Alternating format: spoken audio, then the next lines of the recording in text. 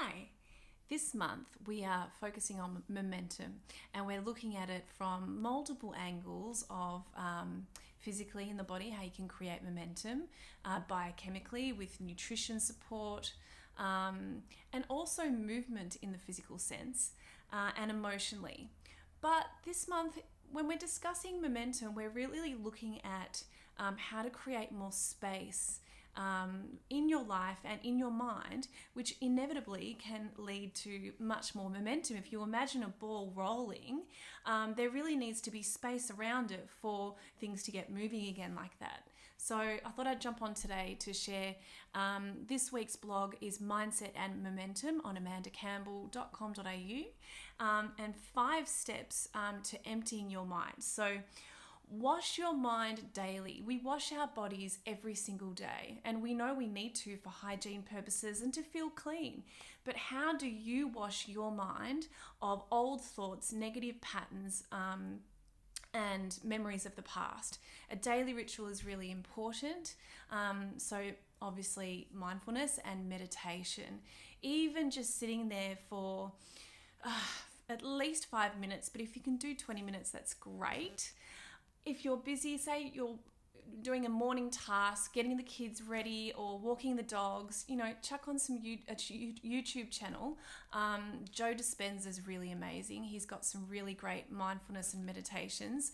And also you can enjoy some meditations, just whatever sparks your joy, whatever is right for you. So wash your mind daily. Clearing your space. I don't know if you guys have checked out the new Netflix series by Marie Kondo. If you've read her book, it's all about how to the art of tidying up. Clearing your spaces and only having around you pieces and objects and things that spark joy. It really allows you to empty the mind. So that's a really good tip. And obviously nourish your body on a cellular level, eating real whole foods as much as you can. The 80-20 rule. If you know that most of your meals are nutrient dense, you can then guilt-free have the meals that are not necessarily as good for you. But I think that when you really are eating really nutritious food most of the time, your body actually stops craving carbs and sugar. A really good tip for that is increase your good fat. And catch yourself in the moment when you find yourself reacting in an old pattern, in an old way. Catch yourself in that moment and observe it and choose again, choose who you want to be.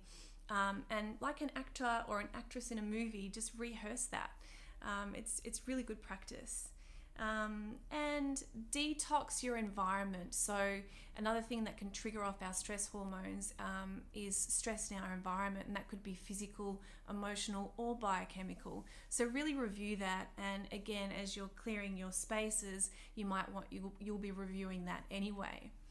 So I hope that helped. 5 steps to emptying the mind. Really find a morning and even an evening ritual that allows you to do that, because when you're present in the now, everything's okay. See you guys.